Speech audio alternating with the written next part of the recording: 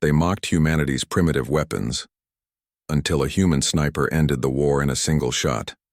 The Galactic Council chambers fell silent as Ambassador Kethvar's mandibles clicked in what could only be described as amusement. The insectoid representative of the Zephyrian collective leaned forward, his compound eyes gleaming under the artificial lights. Primitive projectile weapons? Kethvar's translator rendered his chittering into standard galactic.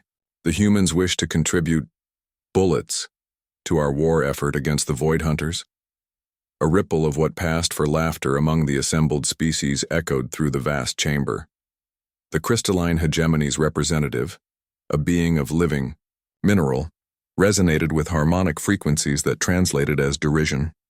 Even the usually diplomatic Aquatic Federation's ambassador allowed a few bubbles of mirth to escape their environmental suit. General Marcus Chen stood at the podium, his weathered face betraying no emotion as the alien dignitaries continued their mockery. Behind him, a holographic display showed humanity's proposed contribution: kinetic rifles, electromagnetic railguns, and what the aliens dismissively called chemical propellant weapons. Esteemed representatives, Chen began, his voice cutting through the laughter. While your energy weapons and plasma cannons are indeed impressive, I believe you're underestimating the effectiveness of kinetic warfare. Kethavar's mandibles clicked again. General Chen, our enemies possess shields that can deflect your bullets as easily as cosmic dust.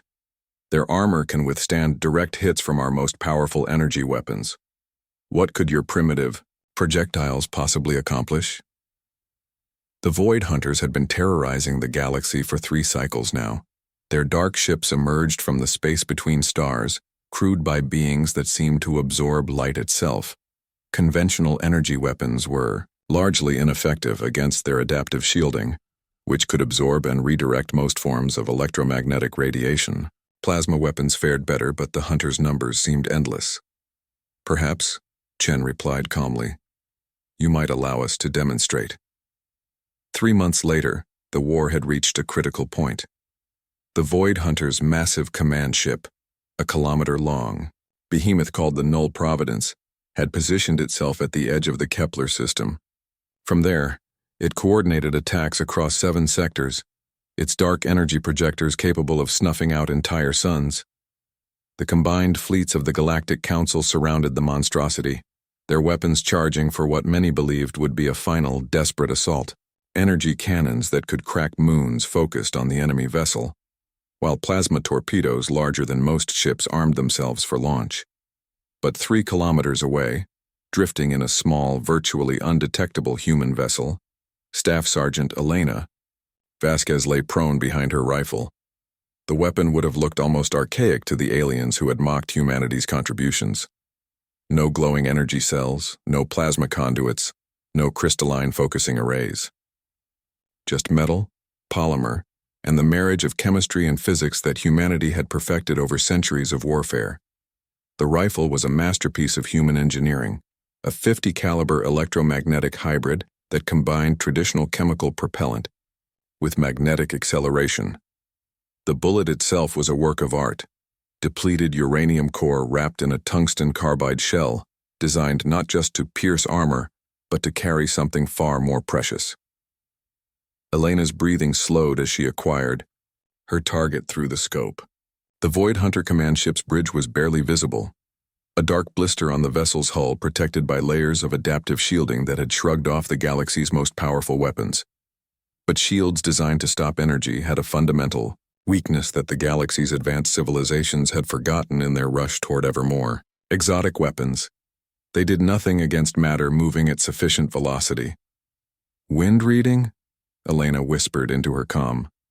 Solar wind negligible, target drift minimal, came the reply from her spotter, Corporal James Park. Gravitational lensing, calculated and compensated. Elena's finger found the trigger. 3 kilometers. In space, it might as well have been 3 meters or 3 light years. But Elena had made shots like this on Earth where wind and weather and the planet's rotation all conspired against accuracy. Here, in the clean vacuum of space, it was almost easy. Almost. The trigger broke with a crisp snap that Elena felt rather than heard. The electromagnetic accelerators along the rifle's barrel hummed for a fraction of a second as they added their energy to the chemical explosion, launching the projectile at nearly 5% the speed of light. The bullet punched through the Void Hunter shields as if they weren't there. The adaptive energy barriers designed to analyze and counter incoming threats simply had no response to a chunk of metal traveling at 15,000 kilometers per second.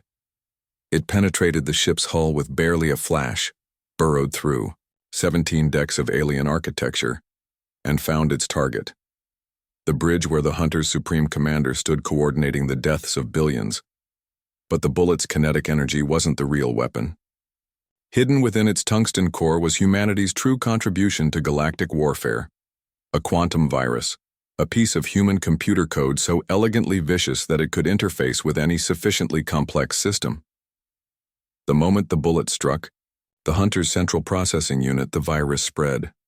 Not through energy networks that could be severed, but through the quantum entanglement that the Hunters used for instantaneous communication across their fleet. In 17 seconds, every Void Hunter ship in the galaxy simply stopped. Their weapons powered down, their engines died, their adaptive shields collapsed. The dark beings inside found themselves trapped in metal coffins, their technology turned against them by lines of code written by a species they had never bothered to study. The war was over. Ambassador HFY found Elena in the human vessel's small armory, cleaning her rifle with the methodical care of a soldier who understood that proper maintenance meant the difference between life and death. "I don't understand," the Zephyrian said, his translator struggling with what might have been humility. "How did your primitive weapon accomplish what our greatest technologies could not?" Elena looked up from her work, a small smile playing at the corners of her mouth. "It's not about the weapon, Ambassador. It's about understanding that sometimes the old ways work, because they're not complex enough to be countered." She held up the bullet she'd been examining. Another depleted uranium penetrator, nearly identical to the one that had ended the war. Your people looked at this and saw primitive chemistry and simple physics. But we see 3,000 years of human warfare distilled into 30 grams of metal. Every lesson learned from every battle, every innovation born from desperation, every trick taught by necessity. HFY's compound eyes focused on the small projectile. "And the virus?" "Written by a 12-year-old kid from Mumbai," Elena said, her smile widening. "Turns out when you're not worried about following galactic computing protocols, you can get pretty creative." As the alien ambassador contemplated this, Elena returned to cleaning her rifle. Because while the Void Hunters were defeated, the galaxy was large and humanity had learned long ago that peace was just the time between wars, and when the next war came, humanity would be ready. Not with the most advanced weapons or the most exotic technology, but with the one thing that had always made them dangerous: the willingness to find a way to win, no matter what anyone else thought was possible. After all, they were only human.